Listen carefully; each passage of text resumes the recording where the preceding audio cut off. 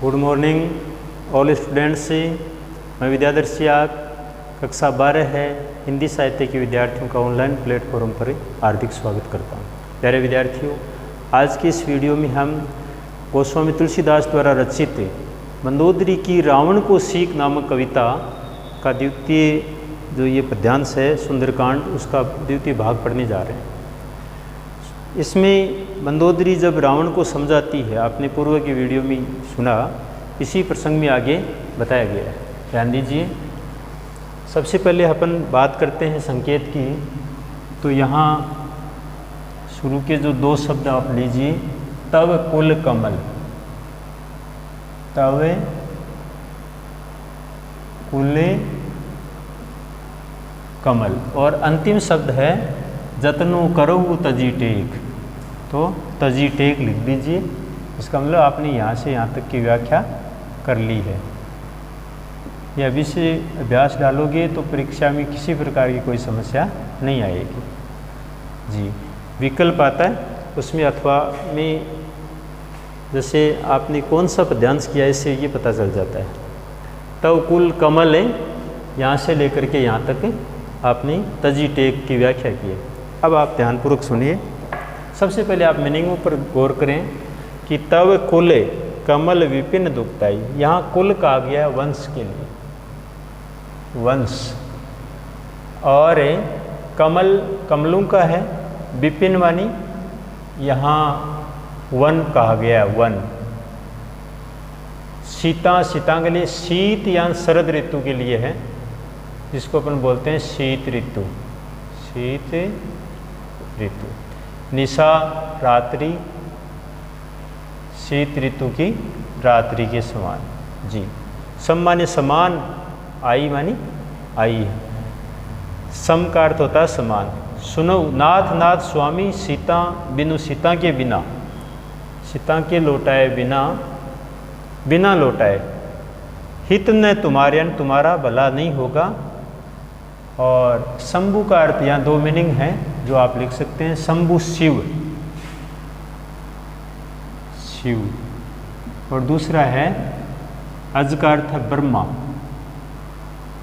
ब्रह्मा।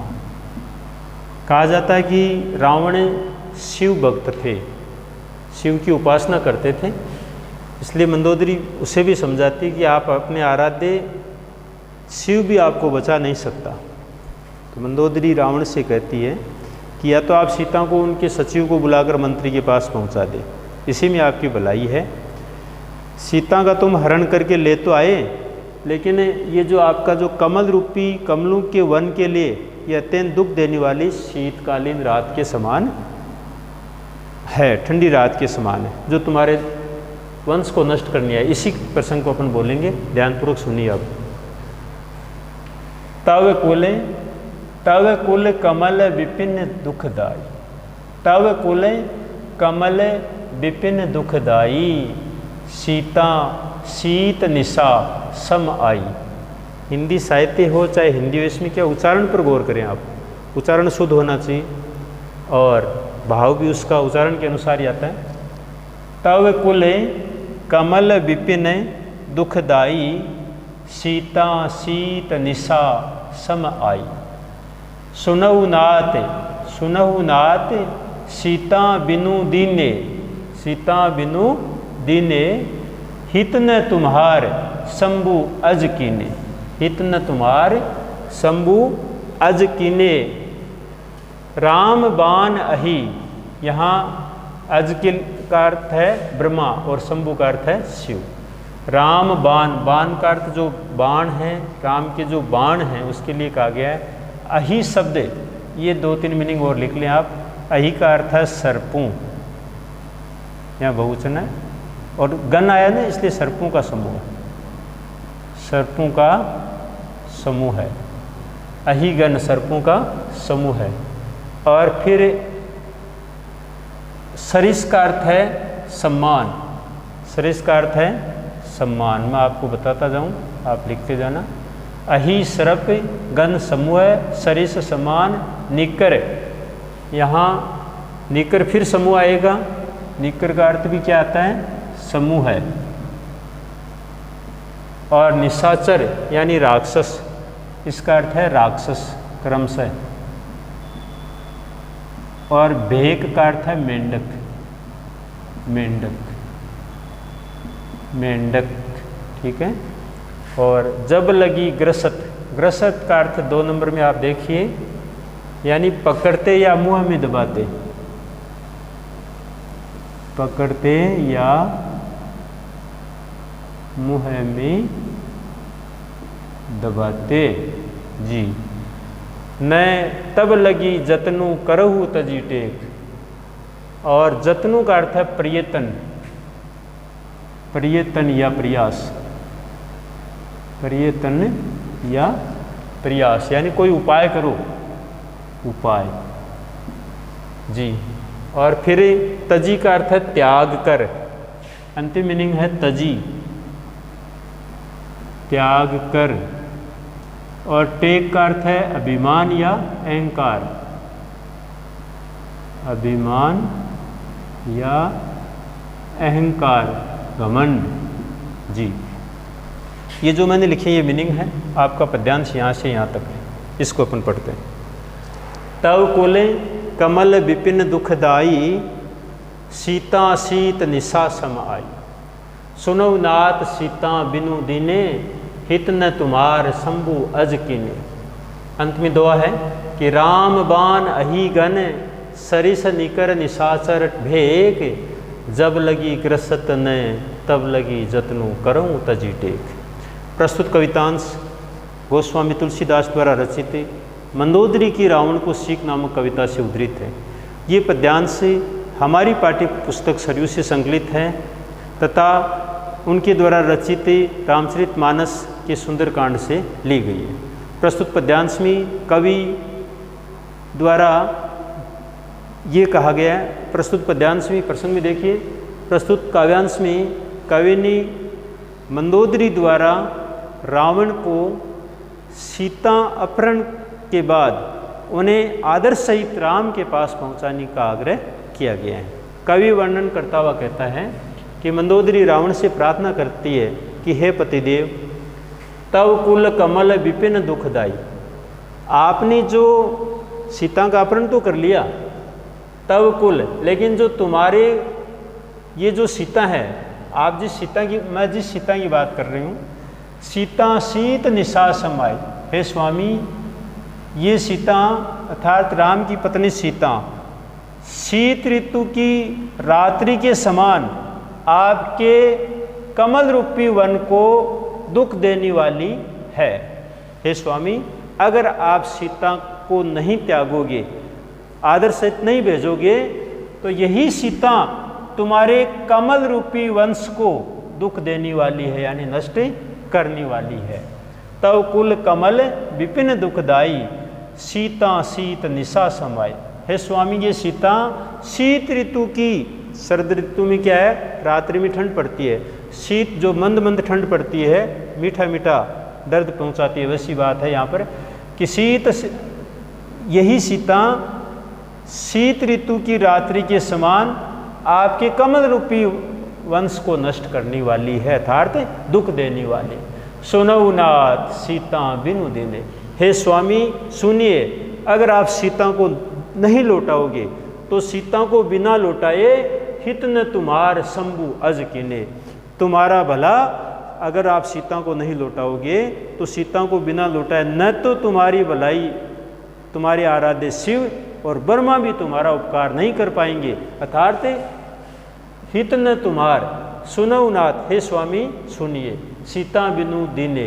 आप सीता को बिना लौटाए आपका हित तुम्हारे स्वयं शिव और ब्रह्मा भी नहीं कर पाएंगे।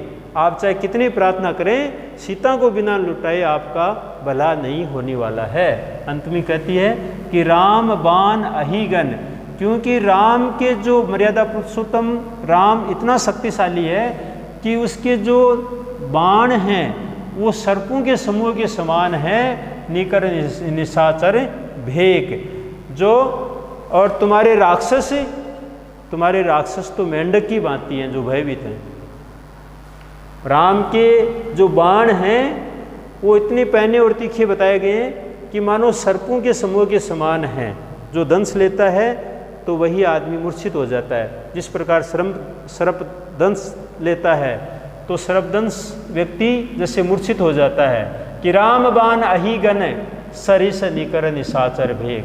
हे स्वामी, राम के बाण ही सर्पों के समूह के समान हैं, जबकि आपके राक्षस तो मेंढक की भांति हैं, एक मेंढक की भांति भयभीत हैं। जब लगी ग्रसत न तब लगी जतनु करूं तजी टेक। हे स्वामी, यदि आप अपना भला चाहते हो तो जब तक राम के सर्प रूपी बाण आपके राक्षसों को दंश न ले, यानी जैसे मुआ में दबाना, उनके जो सर्प रूपी बाण हैं अपने राक्षसों को दंश न ले, उससे पहले ही आप ऐसा उपाय कीजिए, जतनु करो तजी टेक, यानी अपने अहंकार को त्याग करके आप कोई न कोई उपाय कीजिए। मंदोदरी बड़ी विनम्र प्रार्थना करती है, हे स्वामी, हे पतिदेव, यदि आप अपनी भलाई चाहते हो तो जिस सीता को आप लेकर आए उसको आदर सहित लौटा दीजिए, क्योंकि ये सीता ही शीत ऋतु की रात के समान है, जो आपके कमल रूपी यानी कोमल वंश कमल रूपी वंश के वन को दुख देने वाली है। हे स्वामी, सीता के बिना लौटाए तुम्हारा भला नहीं होने वाला। तुम्हारी भलाई न तो सीता को बिना लौटाए तुम्हारी भलाई न तो शिव जी कर सकेंगे और न ही स्वयं ब्रह्मा जी भी आपकी भलाई नहीं कर पाएंगे। आपकी भलाई अगर चाहते हैं तो आप ध्यान दीजिए कि राम के जो बाण हैं वो सर्पों के समूह के समान है, और तुम्हारे राक्षस तो केवल मेंढक जैसे हैं। जब तक राम के बाण हमारे राक्षसों को ग्रसित न कर ले, मुँह में न दबा ले, तब तक हे स्वामी, आप अपने अहंकार को त्याग करके, अपने अभिमान को त्याग करके कोई न कोई उपाय कीजिए, इसी में आपकी भलाई है। अब विशेष में अपन लिखते हैं, प्रस्तुत कवितांश की भाषा साहित्यिक अवधि भाषा का प्रयोग किया गया है। शैली उपदेशात्मक एवं भावात्मक है। इस पद्यांश में कुल कमल में अनुप्रास और इसी प्रकार सीता, शीत, सम आदि शब्दों में अनुप्रास अलंकार का प्रयोग किया गया है। इसी के साथ देखिए फिर है सीता, शीत, निशा, सम आई। तो सीता, शीत, निशा, सम आई, इसमें एक तो अनुप्रास तो है ही है। इसके साथ देखिए यहाँ एक शब्द आया अपने पास, क्या, हाँ, कुल कमल, सीता, शीत, निशा, सम, इन दोनों पंक्तियों में क्या है, अनुप्रास अलंकार का प्रयोग हुआ है।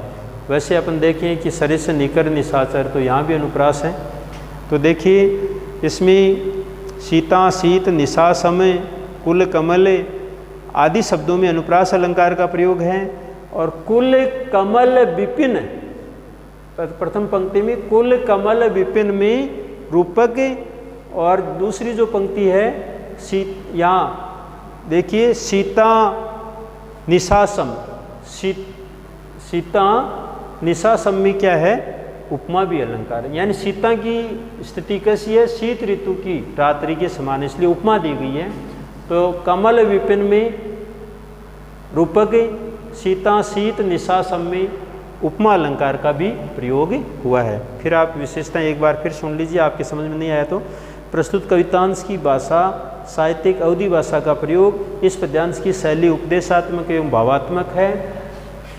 इस पद्यांश में मंदोदरी द्वारा सीता का आदर सहित सम्मान करने की बात कही गई है। कुल कमल, सीता, शीत, निशासम, इनमें अनुप्रास अलंकार का प्रयोग हुआ है। साथ ही कुल, यहाँ कमल विपिन में रूपक अलंकार, और सीता, शीत, निशा, सम, इसमें उपमा अलंकार का प्रयोग भी हुआ है। इसी के साथ आज का वीडियो यहीं पर समाप्त करते हैं। आगे की वीडियो में फिर मिलते हैं, तब तक के लिए धन्यवाद।